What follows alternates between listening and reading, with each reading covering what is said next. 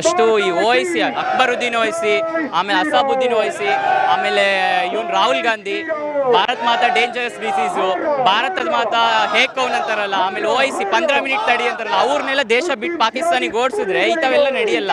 ಅವರೇ first terrorist ಮಾಡ್ತಾ ಇರೋದು ಅಂತ ನಾನು ಹೇಳ್ತೀನಿ ಅಷ್ಟೇ.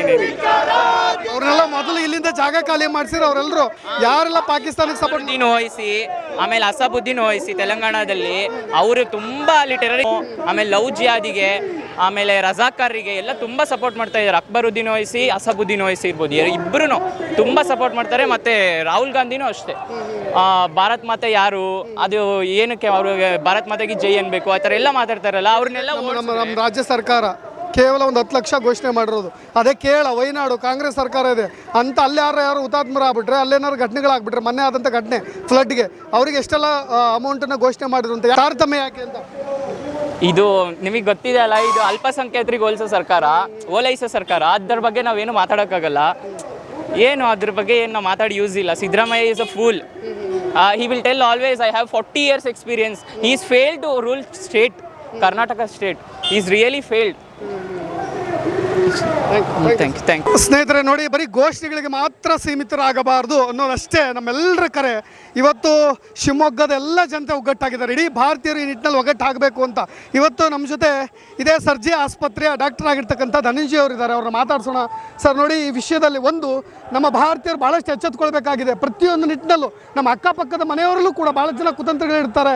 ಹಿಂದೂ ಧರ್ಮವನ್ನು ಮಟ್ಟ ಹಾಕೋ ಕೆಲಸದಲ್ಲಿ ಭಾಳ ಜನ ತೊಡಗಿದ್ದಾರೆ ಅನ್ನೋ ವಿಷಯವಾಗಿ ಖಂಡಿತವಾಗ್ಲೂ ಒಂದು ಅಂಕಿಅಂಶವನ್ನು ನಾನು ಹೇಳಲಿಕ್ಕೆ ಇಷ್ಟಪಡ್ತೇನೆ. 2014 ನಂತರ ಮೋದಿಜಿಯವರು ಏನು ತಗೊಂಡ್ರು, ಏನು ನಮಗೆ 2004ರಿಂದ 2014 ತನಕ ಸುಮಾರು 2,000 ಸಿವಿಲಿಯನ್ಸು ಅಂದರೆ ನಾಗರಿಕರ ಹತ್ಯೆ ಆಗಿತ್ತು. ಆದರೆ ಮೋದಿಜಿಯವರು ಯಾವಾಗ ನಮ್ಮ ಅಧಿಕಾರಕ್ಕೆ ಬಂದರು, ಕಳೆದ 10 ವರ್ಷದಲ್ಲಿ ನೀವು ಅಂಕಿಅಂಶ ನೋಡಿದರೆ ಆಶ್ಚರ್ಯ ಆಗ್ತದೆ. ಬರೀ 300 ಜನ ಮಾತ್ರ ಸಿವಿಲಿಯನ್ಸು ಡೆತ್. ಅದೇ ರೀತಿ ಸೋಲ್ಜರ್ಸು ಡೆತ್ ಆಗಿರೋದು ಕಂಪೇರ್ ಮಾಡಿದರೆ ನಮ್ಮ BJP ಗೌರ್ಮೆಂಟ್ ಬಂದಾಗ ಎಷ್ಟು ಮಟ್ಟಿಗೆ ಅದನ್ನು ಅಟ್ಯಾಕನ್ನು ಟೆರರಿಸ್ಟನ್ನು ಕಮ್ಮಿ ಮಾಡಿದೆ ಅಂತ ಅಂಕಿಅಂಶ ನಮ್ಗೆ ಗೊತ್ತಿದೆ. ಇಷ್ಟು ನಿಟ್ಟಿನಲ್ಲಿ ಕಾಶ್ಮೀರವನ್ನು ಚೆನ್ನಾಗಿ ಮಾಡುವಂಥ ಒಂದು ಒಳ್ಳೆಯ ಸಂದರ್ಭ. 1000 ಕೋಟಿಗಟ್ಟಲೆ ಜನ ಅಂದರೆ ಆಲ್ಮೋಸ್ಟ್ 25 ಲಕ್ಷ ಜನ ತಿಂಗಳಿಗೆ ವಿಸಿಟ್ ಮಾಡುವಂಥ ಒಂದು ಒಳ್ಳೆಯ ಸುಸಂದರ್ಭದಲ್ಲಿ ಈ ಕೃತ್ಯವನ್ನು ಮಾಡೋದು ನಿಜವಾಗ್ಲೂ ಆಶ್ಚರ್ಯ, ಬಟ್ ಆಮೇಲೆ ಖಂಡನೀಯ. ಏಕೆಂದರೆ ಅದು ಹುಡುಕಿ ಹಿಂದೂಗಳನ್ನು ಹುಡುಕಿ ಕೊಲ್ಲುವಂಥ ಒಂದು ಮನೋಭಾವನೆ ಇದು ಒಳ್ಳೆಯದಲ್ಲ.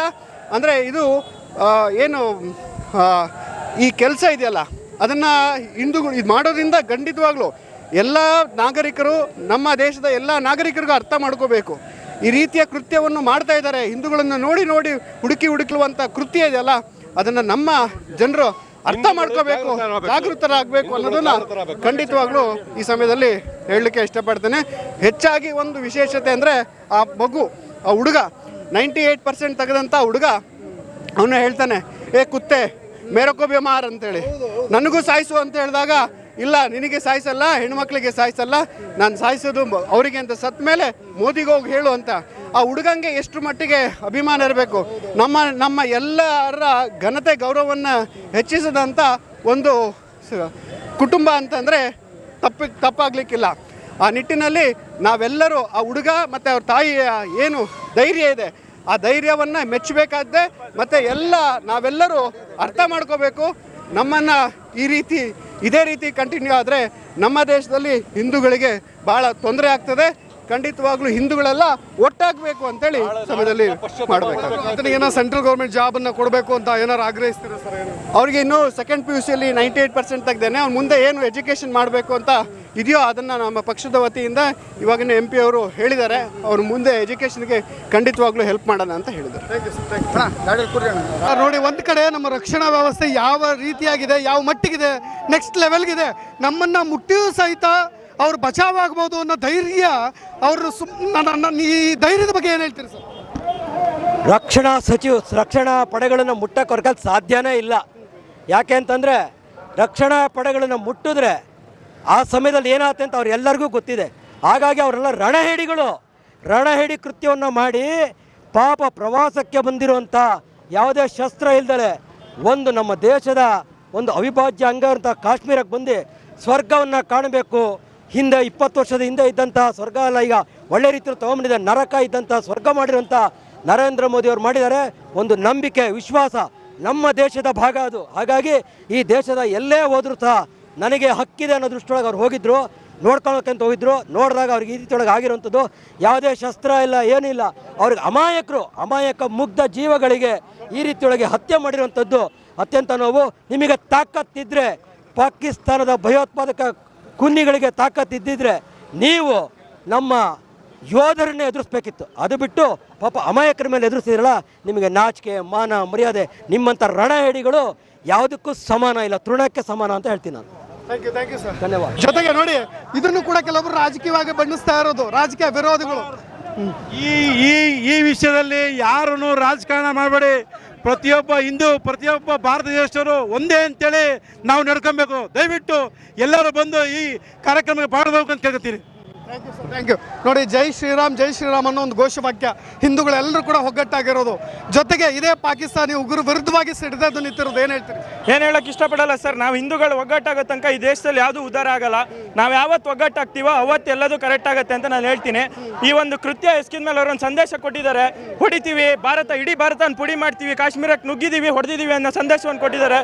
ಈ ಸಂದೇಶವನ್ನು ನಾವು ಕರೆಕ್ಟಾಗಿ ತಗೊಂಡು ಯಾವುದೇ ರೀತಿ ಅವ್ರಿಗೆ ಪ್ರತೀಕಾರ ಕೊಡ್ತೀವಿ. ಹಾಗೆ ಮತ್ತು ಅವ್ರಿಗೆ ಎಲ್ಲೆಲ್ಲಿ ಏನೇನು ಕಟ್ ಮಾಡ್ಬೋದು. ಈಗಾಗಲೇ ಮೋದಿಜಿಯವರು ಭಾಳಷ್ಟು ಫೆಸಿಲಿಟೀಸ್ ಅವ್ರಿಗೆ ಇದ್ದಂಥದ್ದನ್ನೆಲ್ಲ ಕಟ್ ಮಾಡಾಕ್ತಾ ಇದ್ದಾರೆ. ವೀಸಾ ಪಾಸ್ಪೋರ್ಟ್ ಇರ್ಬೋದು, ಆಮೇಲೆ ಜಲಾಶಯದಿಂದ ನೀರು ಬಂದ್ ಮಾಡಿದ್ದಾರೆ, ಎಲ್ಲದೂ ಆಗ್ತಾ ಇದೆ. ಆದರೆ ಈ ರೀತಿಯಾಗಿ ಒಂದು ಗುಂಡಿನ ಪ್ರತೀಕಾರ ನಮ್ಮ ಕಡೆಯಿಂದನೂ ಆಗಬೇಕು, ಅದಾಗುತ್ತೆ ಅಂತ ನಮ್ಮ ಭರವಸೆ ಇದೆ. ಮೋದಿಜಿಯವ್ರು ಕೈ ಬಿಡಲ್ಲ. ಹಿಂಗೆ ಹಿಂದುತ್ವದವ್ರು ಒಗ್ಗಟ್ಟಾಗಿರೋ ತನಕ ನಮ್ಮ ದೇಶ ಯಾವತ್ತೂ ಕೈ ಬಿಟ್ಟು ಹೋಗಲ್ಲ. ಹಿಂದುತ್ವದವರು ನಮ್ದು ಇನ್ನೂ ಕಣ್ಮುಚ್ಚಿ ಕೂತ್ರೆ ಮನೆಯಲ್ಲೇ ಇದು ಹಿಂದೂ ರಾಷ್ಟ್ರ ಆಗಿ ಉಳಿಯಲ್ಲ. ಪಾಕಿಸ್ತಾನದವ್ರು ಬಂದು ಆಕ್ರಮಣ ಮಾಡ್ಕೊತಾರೆ. ಹಾಗಾಗಿ ನಾವು ಹಿಂದೂಗಳು ಒಗ್ಗಟ್ಟಾಗಿರಬೇಕು. ಈ ರೀತಿಯಾಗಿ ಸದೆ ಬಡ್ದಿರೋದನ್ನ ಅವರಿಗೆ ಮುಟ್ಟು ನೋಡಿಕೊಳ್ಳೋ ರೀತಿಯಲ್ಲಿ ಪ್ರತಿಕಾರವನ್ನು ಕೊಡ್ತಾರೆ ಅಂತ ಹೇಳ್ತಾ, ಭಾರತ್ ಮಾತಾ ಕೀ, ಭಾರತ್ ಮಾತಾ ಕೀ. ನೋಡಿ ಸ್ನೇಹಿತರೆ, ನೋಡಿ ಅಂತಿಮ ಯಾತ್ರೆ. ಈಗ ಒಬ್ಬ ಯೋಧನನ್ನು ಟಚ್ ಮಾಡಬೇಕಂದ್ರೆ ಇದು ಪಾಕಿಸ್ತಾನಕ್ಕೆ ಅದು ಆಗದ ರೀತಿ ಕೆಲಸ. ನಿಮಗೆಲ್ರಿಗೂ ಕೂಡ ಗೊತ್ತೇ ಇದೆ. ಅಂತಿಮ ಯಾತ್ರೆ ನೋಡ್ತಾ ಇದ್ದಾರೆ, ಇಡೀ ಕುಟುಂಬ ಶೋಕ ಸಾಗರದಲ್ಲಿ ಮುಳುಗಿರೋದು. ಅವ್ರು ಹೇಳ್ತಾ ಇದ್ರು, ನಿಮ್ಮ ಕೈಲಿ ಆಗದೆ ಇರ್ತಕ್ಕಂಥ ರಣಹೇಡಿಗಳು ನೀವು. ಹಾಗಾಗಿಯೇ ನಮ್ಮಂಥವ್ರನ್ನ ಮುಟ್ಲಿಕ್ಕೆ, ಅಮಾಯಕ ಸಾಮಾನ್ಯ ಜನರ ಮೇಲೆ ನಿಮ್ಮ ದರ್ಪವನ್ನು, ನಿಮ್ಮ ಶಕ್ತಿಯ ಬಲವನ್ನು ಪ್ರದರ್ಶನ ಮಾಡಲಿಕ್ಕೆ ಮುಂದಾಗಿದ್ದೀರಿ ಅಷ್ಟೇ. ಒಬ್ಬ ಯೋಧನನ್ನು ಟಚ್ ಮಾಡಿದರೆ ನಮ್ಮ ಭಾರತದ ರಕ್ಷಣಾ ಪಡೆಗಳ ತಾಕತ್ತು ಏನಿದೆ ಅನ್ನೋದು ಗೊತ್ತಾಗ್ತಾ ಇತ್ತು ಅನ್ನೋದು ಅವರ ಮಾತು. ನಾವೆಲ್ಲರೂ ಕೂಡ ಇವತ್ತು ಆತ ವೀರ ಸೇನಾನಿ ಆ ರೀತಿಯಾಗಿ ಬಿಂಬಿಸಲಾಗ್ತಾ ಇದೆ. ನಮ್ಮ ಕನ್ನಡಿಗ, ಜೊತೆಗೆ ನಮ್ಮ ಭಾರತೀಯ, ಆತನ ಆತ್ಮಕ್ಕೆ ಶಾಂತಿ ಸಿಗಲಿ. ಮುಂದೆ ಇದು ಅಷ್ಟು ಸುಲಭ ನಮ್ಮ ಭಾರತವನ್ನು ಮುಟ್ಲಿಕ್ಕೆ ಅಂತ ಯಾರೆಲ್ಲ ಯೋಚನೆ ಮಾಡ್ತಾ ಇದ್ದಾರಲ್ವ, ಈ ಪಾಕಿಸ್ತಾನಿ ಇದೆಯಲ್ಲ, ಈ ದ್ರೋಹಿ ಪಾಕಿಸ್ತಾನದ ಜನರಿದ್ದಾರಲ್ವ, ಅಲ್ಲಿನ ಕುತಂತ್ರಿಗಳು, ಈ ಪಡೆಗಳಿದ್ದಾರಲ್ವ, ಅವೆಲ್ಲರೂ ಕೂಡ ಮುಟ್ಟಿ ನೋಡಿಕೊಳ್ಳುವಂತೆ ಒಂದು ರಿಯಾಕ್ಷನನ್ನು ಭಾರತ ಕೊಟ್ಟೇ ಕೊಡುತ್ತೆ ಅನ್ನೋದು ಒಂದು ನಿದರ್ಶನ, ಒಂದು ಬೆಸ್ಟ್ ಎಕ್ಸಾಂಪಲ್ ಸದ್ಯದಲ್ಲೇ ಬರಲಿ ಅಂತ ನಾವೆಲ್ಲರೂ ಕೂಡ ಆಶಿಸೋಣ. ಧನ್ಯವಾದ.